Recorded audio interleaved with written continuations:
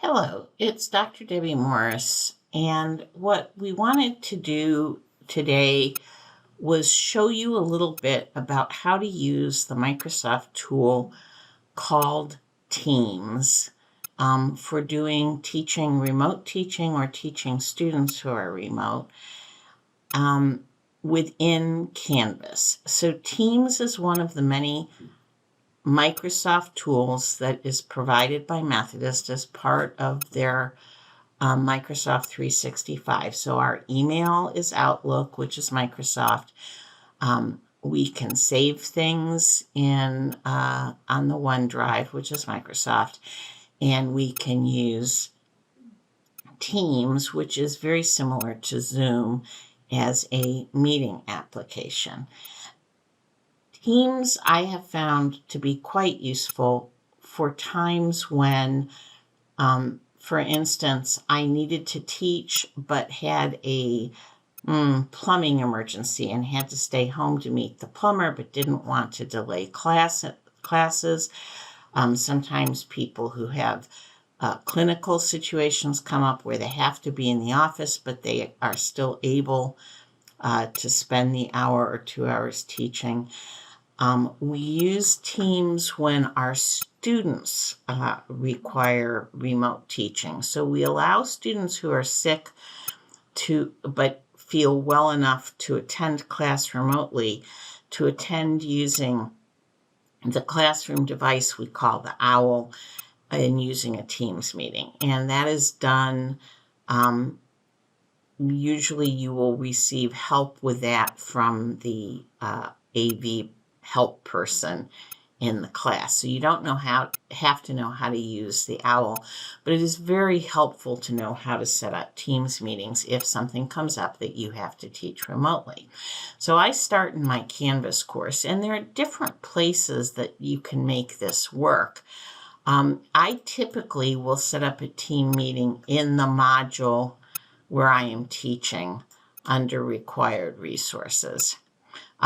However you have your Canvas set up, you have a page, and you have a page where you have put usually your PowerPoints. I tend to use a lot of videos to teach, which may be obvious, but here I'm going to add a Teams meeting to the required resources in Module 1 of my physiology course. So how do I do that? Well, I hit the Edit button.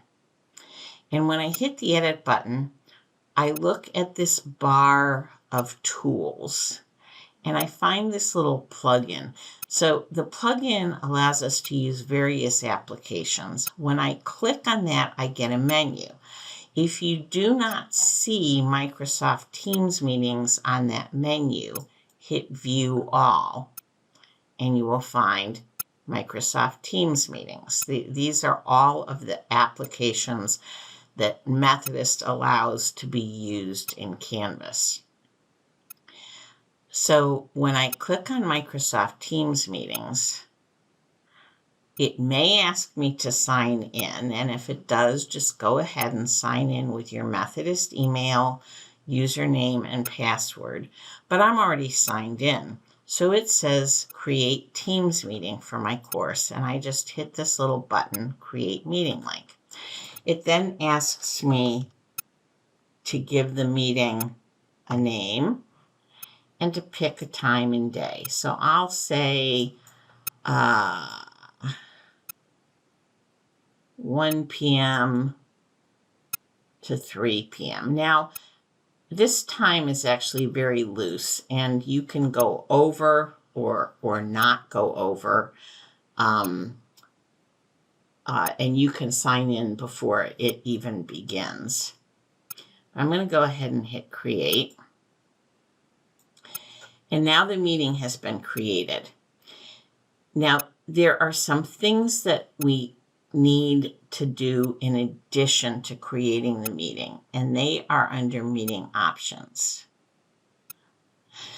And under Meeting Options, one of the things that is extremely helpful is to say that everyone can bypass the lobby. There is sort of a waiting room for Teams meetings.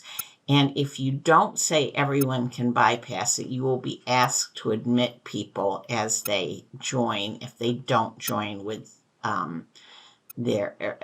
in their normal way. And people come in on phones from their phone numbers. They come in different ways.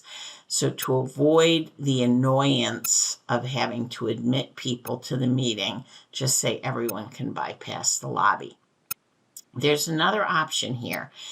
If you know you want to record the meeting, then you can hit record automatically. I'm not going to do that because I'm going to show you another way to record. But we can turn on record automatically, and then you just don't have to think about it again.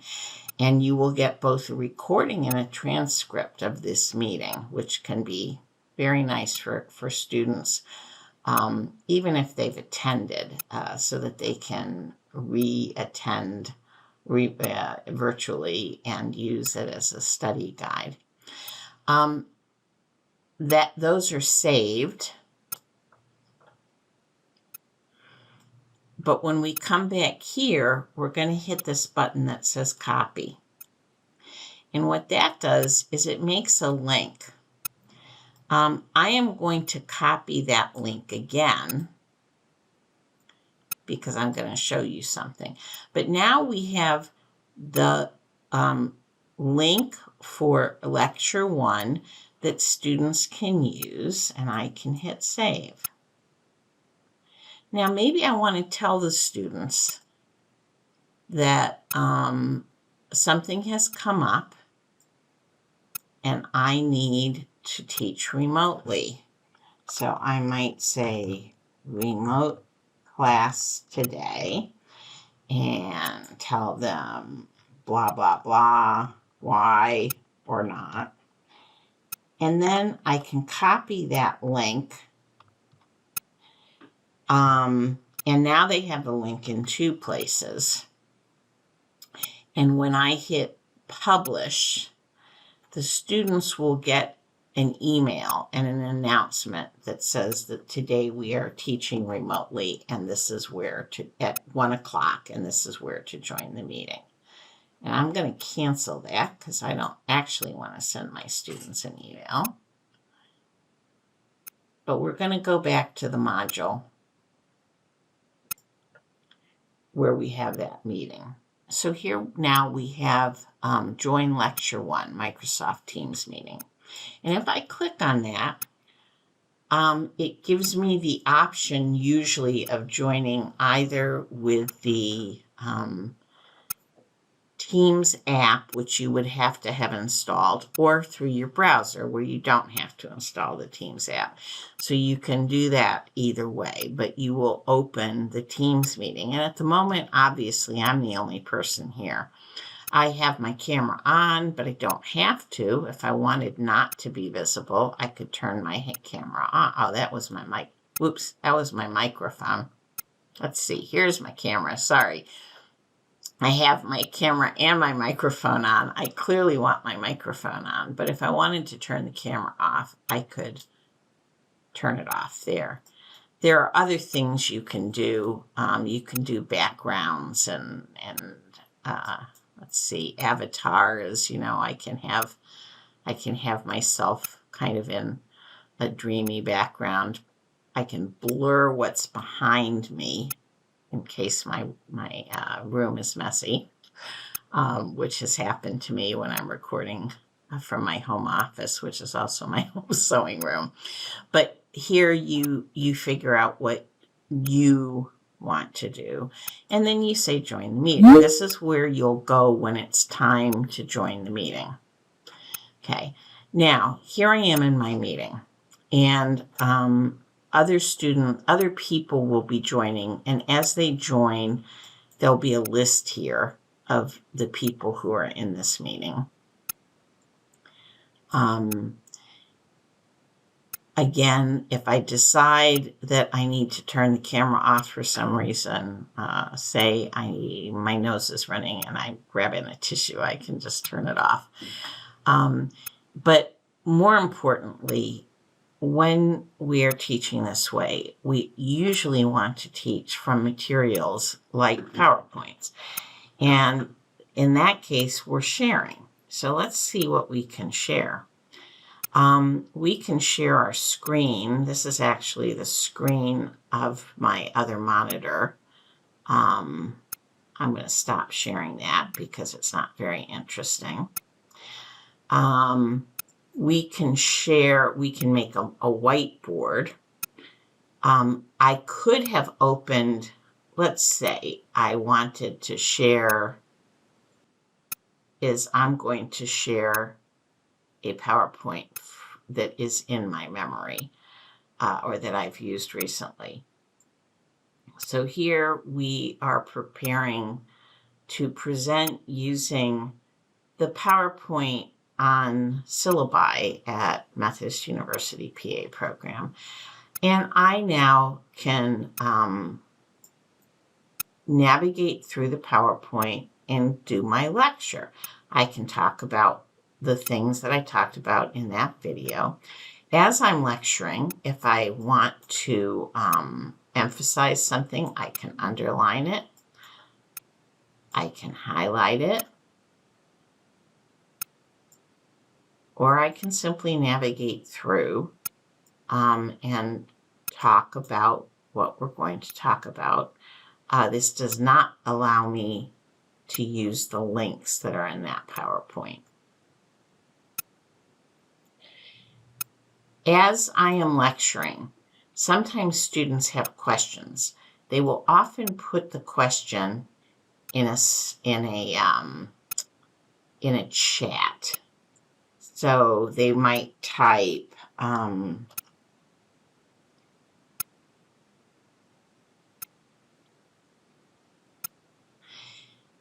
when they send that, it's going to show up in a little chat box over here. You may or may not notice it.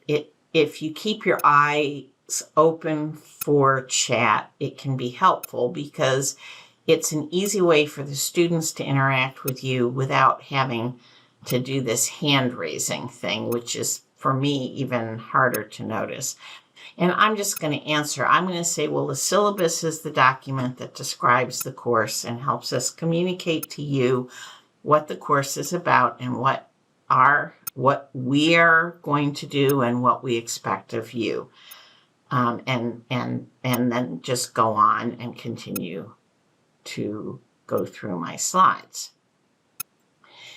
At the point at which I'm done with my lecture, I'm going to leave. But there is something I said that I would talk to you about, and I'm looking for it here. Usually we can, let's stop sharing, which is this button.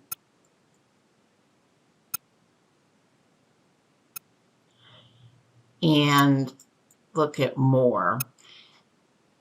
I said that when you set up the meeting, you can automatically record, but sometimes we don't think of doing that. But the students may say, can you record this? Or you may choose to record it. Sometimes it'll be here in the menu, especially usually if we're in our full size. But if not, it'll be on the More menu. And when we hit record, it will start recording. And as it records, it will also transcribe.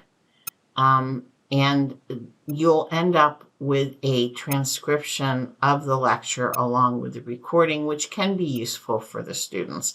I don't think many of the students use the transcripts, but I do think that many of the students find recordings of lectures helpful. So that's something that you can do.